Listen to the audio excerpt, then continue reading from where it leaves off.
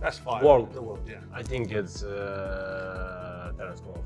Yo, Crawford ain't getting knocked out. He ain't getting knocked out. Look, where the evidence is supporting that? Where is the evidence supporting that? Just because y'all think he lighting the ass, y'all think that's just it? Give me a number. He has an 85+ chance to beat Canelo. Why? He's not going in there to prove something which will fall into Canelo's hand. Oleksandr Usyk has warned that Canelo Alvarez is making a huge mistake by taking on Terence Crawford. According to Usyk, Crawford is the #1 boxer in the world right now and the true pound-for-pound king of this era. His comments show the high level of respect he has for Crawford's skills, making it clear that Usyk sees him as operating on a completely different level, even above Canelo. Terence Crawford, #1, yeah? Yeah. Fair enough, great fighter, top fighter. So that's a good, Yes. that's a good #1, but it's debatable, it's subjective, but that's a good pick. So, round number 4. Why did Daniel Dubois push you yesterday? Do you know why? Did he give you a push? I don't know. Maybe Daniel afraid me. I don't know. Terence Crawford approaches this fight with unshakable confidence. More than belief, it's an expectation of victory. He's made it clear that winning isn't just possible, it's inevitable in his mind. Crawford sees himself as the more skilled fighter, fully prepared for every scenario, leaving no room for excuses. This mentality comes from years of experience dismantling opponents across multiple weight divisions. When a fighter carries this kind of certainty, it doesn't just fuel their own performance. It can also put immense psychological pressure on their opponent. Listen, however they rate me, it doesn't matter. At the end of the day, we got to fight. And I'm going to win the fight. It's simple as that. Can I ask you about if there's any rematch clause with this fight with Canelo? No, it's not. Is that something you push for? No, I didn't. And there's any weight restrictions to the fight at all? No, it's not. A lot of fighters would like to put on a weight restriction to this type of fight. Why didn't you want to do that? Because I want him at his best. I don't want no excuses. I don't want no, reasons why, he didn't feel good or anything. I want him at his best. Crawford's coach has delivered a strong warning to Canelo Alvarez, stressing that his fighter's ambition should never be underestimated. He explained that once Crawford sets his mind on a goal, there is no turning back, a trait he has proven time and again by taking on challenges many believed were impossible. Stepping up to face Canelo is simply the latest example of that mindset. The coach highlighted that Crawford's edge is not only in his physical preparation, but also in his mental toughness and discipline. His relentless drive and unwavering focus, he insists, have been the foundation of Crawford's success. The one thing about Crawford is he got guts. Them bums ain't have no guts. Them bums didn't want to win. Crawford want to win. That's it. It ain't about no belt. It ain't about nothing. You didn't sign a contract. We want to win, and he want to be the best, and he is the best. So that's what's going to be the difference. Crawford got guts. He got a fighting spirit. So when you see Crawford, he going to go in there and get busy with Canelo. Don't you even doubt that. You understand? You ain't never seen Crawford stay on the back foot in no fight in his life. You understand? He the type of guy to go get you. So expect him to go get him. We're going to do everything we can to him. We're going to do whatever we got to do. But one thing you can expect is Crawford is going to step to him. Because you can't beat Canelo going on a back foot forever. You got to go get him. You got to do something. And he better know Crawford is coming. Gerald Miller adds a powerful perspective to the debate, highlighting Crawford's hunger as a decisive factor.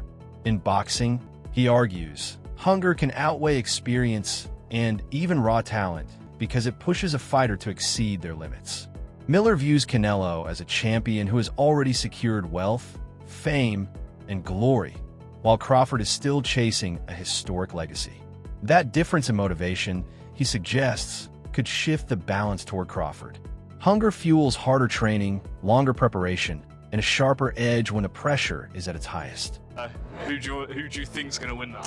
I'm pulling for Crawford in this one. I think people underestimated his strength right now and his size.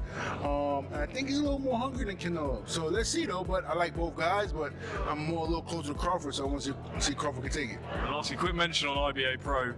Interesting concept that people records on the line. So I know in boxing, people don't like risking their own and things. Do you feel like this is a step forwards? This could become a major player in boxing? I think it definitely can. I mean, any opportunity to make some money and build your repertoire and your arsenal. Boxing legend Bernard Hopkins has stepped in with a bold prediction, giving Terence Crawford an 85% chance of beating Canelo Alvarez. Coming from a man who mastered the art of elite competition, this is no casual statement. Hopkins has always valued intelligence, adaptability, and ring IQ, qualities he sees in Crawford at the highest level. By assigning such high odds, Hopkins is essentially acknowledging Crawford's ability to neutralize Canelo's strengths. He also understands that the biggest upsets in boxing often come when a fighter blends skill, preparation, and unshakable belief. And in his view, Crawford embodies all three. Does he win? Can he beat him? Can he beat Canelo? Is his skill so much that he's able to bridge the weight classes? He has a legitimate chance. Over 60% for his mind. If you say, Bernard, give me a number. Give me a number. He has an 85+ chance to beat Canelo. Why? He's not going in there to prove something, which will fall into Canelo's hand. He would love for him to prove something. That means you will stay there and try to prove something. But to go in there and let him know, establish that from the first round, that I belong without showing that I am tough. I earned my position to be here.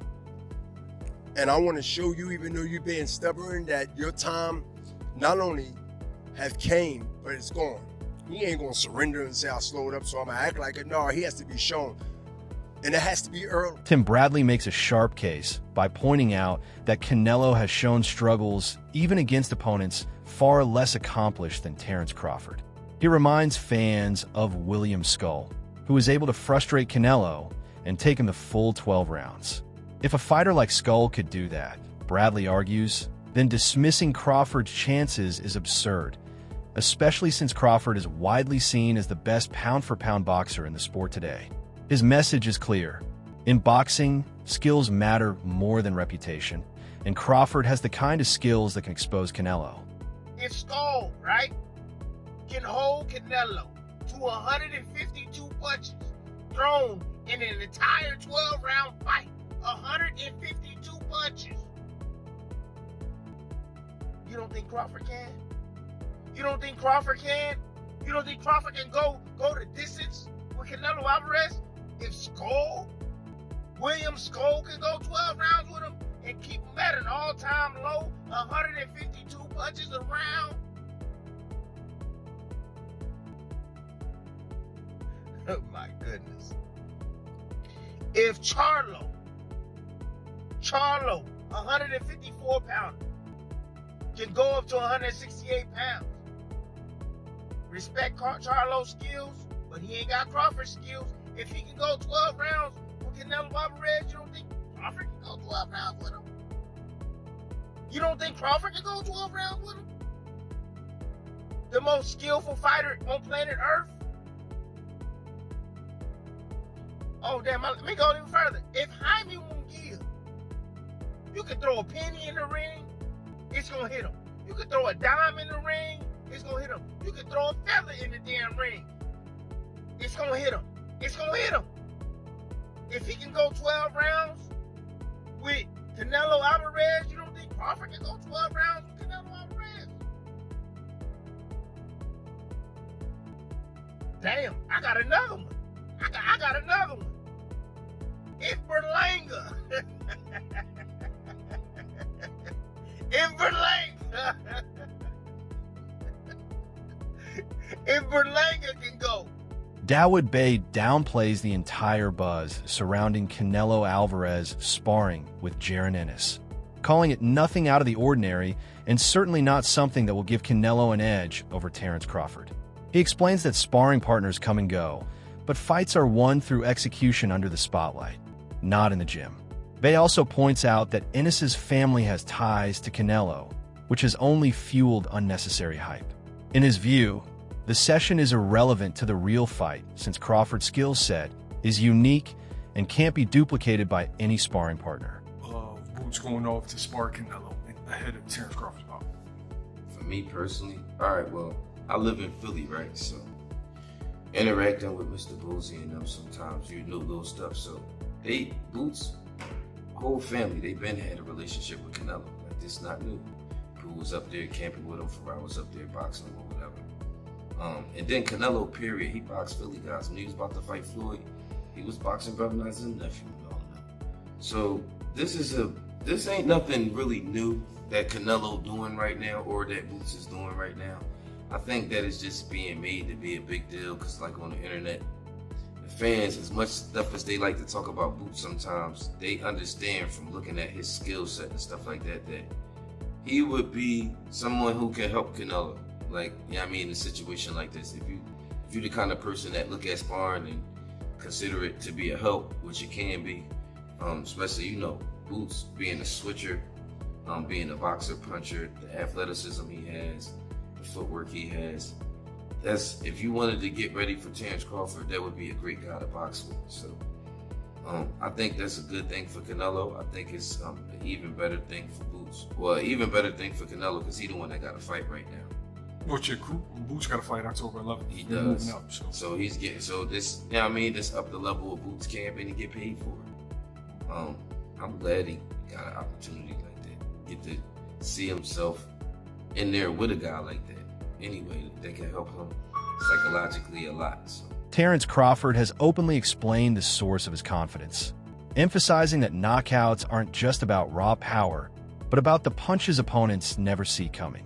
This mindset, he says, is what separates him from fighters who rely solely on strength.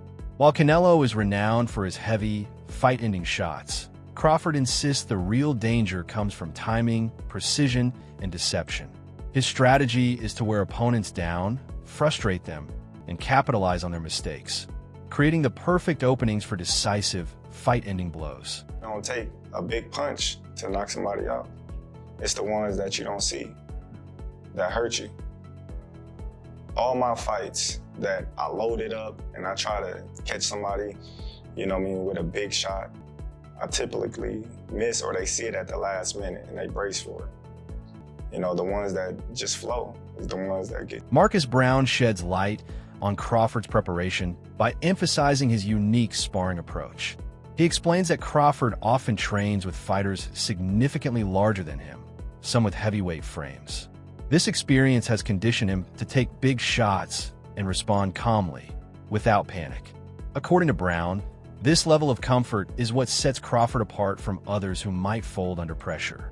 So when Canelo connects with his best punches, Brown believes Crawford won't be rattled because he's already faced that kind of power countless times in training. Fan of both of them, but I'm going with Crawford. Typically fighters, they don't want to say who they want to go for because they don't want to be biased. And much respect to Canelo, but I'm going Bud. Is there a particular reason why? Like, you're a guy that's moved up in weight, so you know exactly what it feels like to get hit by these bigger guys. Is that something that's going to play in the back of his head? Like, of course. Gotta watch out. It is, but it's not. Because at the end of the day, it's not like he just been in there, got in there with somebody bigger than him. He's always probably been sparring with bigger guys. You know what I'm saying? Mm-hmm. It's that boxing IQ, which William Skull didn't put up no fight, but he showed somewhat of a blueprint to get this guy, in a space where he's confused. Yeah. And he can't touch the target that's in front of him. Yeah. You know what I'm saying? And I just think Bud got that IQ. Victor Ortiz calls this matchup a masterstroke for boxing, pointing out its massive commercial appeal and the huge pay-per-view numbers it's bound to generate. But beyond the business side, Ortiz leans toward Crawford as the likely winner. He dismisses the narrative of Canelo's size advantage, arguing that it's overstated and won't be the deciding factor. For Ortiz, this fight isn't about who's bigger. It's about who's smarter, sharper, and more precise inside the ring. Difference from Canelo then to Canelo now, other than the way they're maneuvering their fights. He secures some amazing fights, very smart with the matchups, right? He'll go find somebody of this weight class that is, yes, he's undefeated, yes, he's got this and that, but they fought nobody. So it's a very They're very catered fights, but they do it very smart, like Logan and Jake Paul. But this guy can sell tickets. It's true of what Oscar De La Hoya said. So with that being said, what I know about the game is this much. I've known Terence Crawford since we were 7, 8, 9 years old because I'm from Kansas. Terence is from Nebraska. Yeah. And in little tournaments we'd see around the area, Four Corners or whatever, we'd always see each other. And he knew Bucky. I mean, I knew his team. And my thing is this: I have Terence Crawford winning on an easy fight. I believe everyone's like, well, Canelo's a bigger man. No, he's not. Terence Crawford and I, we're the same size. We're 5'9". Canelo's shorter than us. We're bigger than he is, chest-wise. I think really where Canelo's probably bigger than us is his legs. He's got thicker legs. Other than that, we're very athletic. We can box. We can bang. I believe I'm going with the Midwest. That's my brother, Terence Crawford. Analysts warn that as brilliant as Terence Crawford is, he's stepping into dangerous territory by moving into Canelo Alvarez's weight class.